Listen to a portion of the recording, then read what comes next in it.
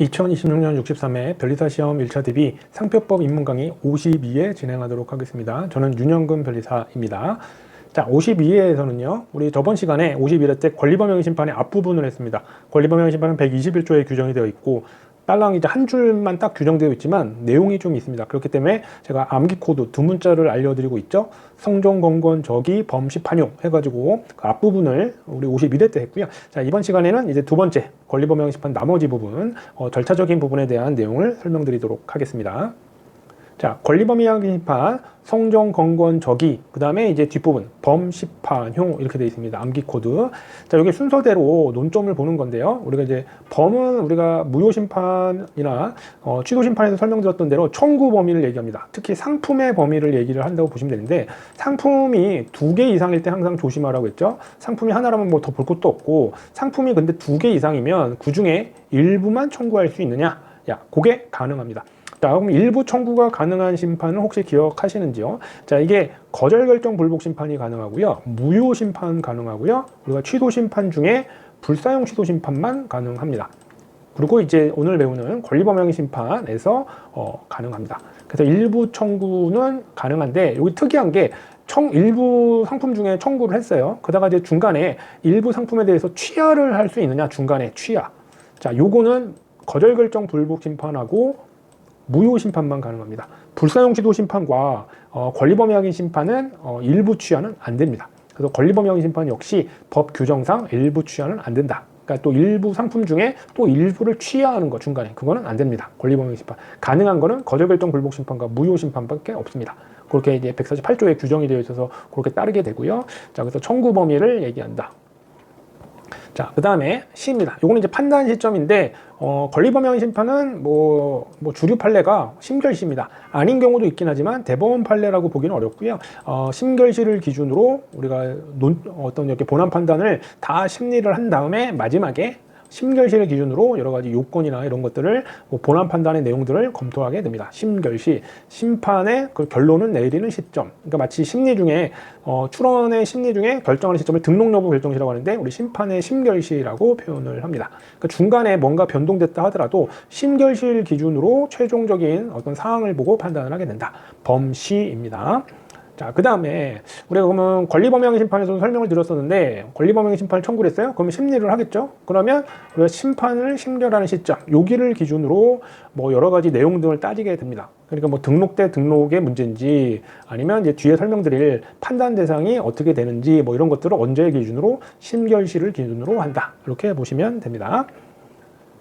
자, 그 다음에 세 번째 요건, 우리 암기 코드입니다. 범시판인데, 요게 판을 뭐라고 하냐면 판단 대상입니다. 그러니까 본안 심리를 했을 때, 자, 여러 가지 확인의 이익이라든지 청구인 적격, 제척 기간, 권리범용 심판은 제척 기간은 없지만 확인의 이익에서 현존하는 거에서만 할 수 있다고 간단하게 언급을 드렸는데, 판단하는 대상을 정확하게 기억하셔야 된다. 세 가지입니다. 자, 상표적 사용, 동일 유사 여부, 상표와 상품의 동일 유사 여부입니다.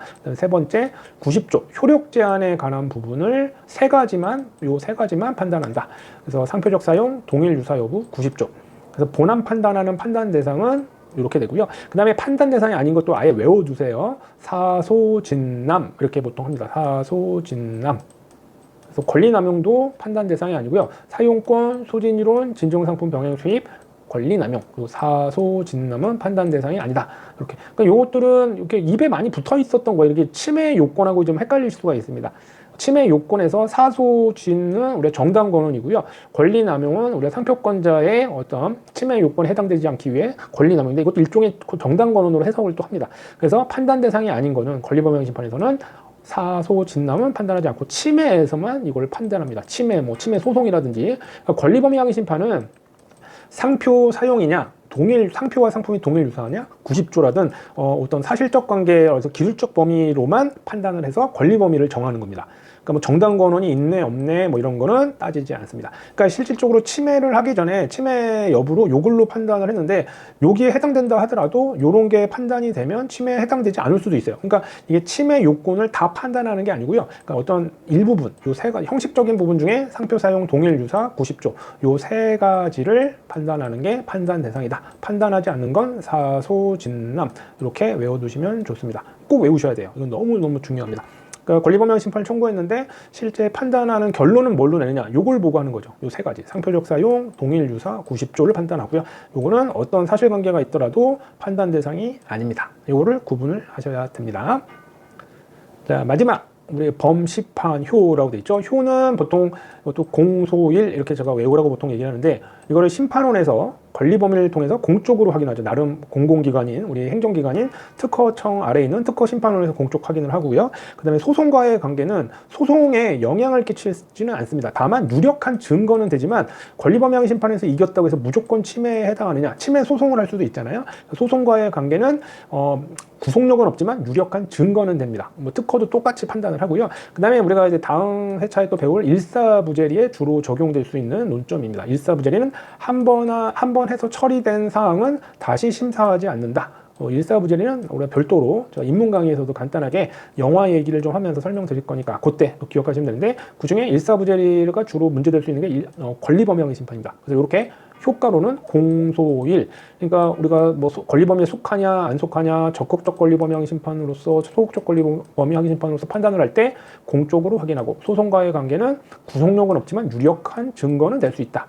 특허 심판에서 그렇게 판단했는데, 그러면서 그다음에 일사부재리에 가장 적용될 수 있는 게 권리범용 심판입니다. 그래서 효과는 공소일 이렇게 외워두시기 바랍니다. 자, 그래서 우리가 종합적으로 다시 한번 권리범용 심판의 우리 암기 코드, 성종, 권건적이, 오늘 배운 범심판효, 성질, 성격, 종류죠. 그 다음에 권리 대 권리, 그렇죠? 등록받은 상표끼리 할 수 있느냐, 적극이냐 소극이냐 나눠야 된다고. 이건 청구인 적격이죠. 그 다음에 확인의 이익인데, 확인의 이익은 별도의 암기 코드가 있는데, 자, 세부 내용은 안 가르쳐 드렸지만 기본 강의에서 다 합니다. 너무 중요하고요. 이적, 특기무 이렇게 해야 됩니다. 그 다음에 청구 범위, 범, 판단 시점, 심결시죠. 그 다음에 판단 대상은 세 가지라고 했죠. 상표적 사용, 동일 유사 여부, 90조 판단을 하고요. 판단 대상이 아닌 것은 외우시라고 했죠. 사소진남, 사소진, 거기에 권리남용까지 들어갑니다. 정당권은 권리범용 심판에서는 판단하지 않는다. 네, 마지막 효과죠. 공소일, 그렇죠? 공적 확인, 소송과의 관계, 일사부재리. 그래서 효과는 공소일 이렇게 됩니다. 다시 한번 성종, 권건적이, 범심판효. 한 번 더 할까요? 성종, 권건적이, 범심판효. 그냥 자꾸 들으시고 입에 붙여놓으시고 제 기본 강의를 들으신다면 그냥 바로 그냥 시간을 아끼실 수가 있을 겁니다. 성종, 권건적이, 범심판효. 교재가 이 순서대로 쭉 되어 있습니다. 권리범위 심판에 가장 기본적인 어떤 절차적인 부분이 다 들어가 있고요. 그다음에 아까 말한 판단 대상 같은 경우가 실제적인 판단인데, 그거는 상표적 사용, 동일 유사 여부, 90조, 그걸 판단하는 거는 실제적인 판단을 하는 겁니다. 그 외에 나머지 것들이 이제 절차적인 거라서 사안에 따라서 그 논점을 놓치시면 안 됩니다. 그래서 성종, 권건적이, 범심판효 잘 기억해 두시기 바랍니다. 권리범용 심판의 암기 코드 두 문자였습니다. 자, 오늘은 여기까지 하고요. 오늘의 공부명은, 공부는 속도가 아니라 방향이다. 그렇죠? 뭐 속도를 빨리 하는 것도 좋지만 항상 말씀드리지만 꾸준하고, 그렇죠? 쉼 없이, 그렇죠? 계속 하시길 바랍니다. 자, 저는 2020년 63회 오늘 상표법 입문 강의 52회를 했고요. 저는 윤영근 변리사였습니다. 다음 회차 때 또 찾아뵙도록 하겠습니다. 들어주셔서 감사합니다. 구독과 좋아요도 해주시면 좋을 것 같습니다. 감사합니다.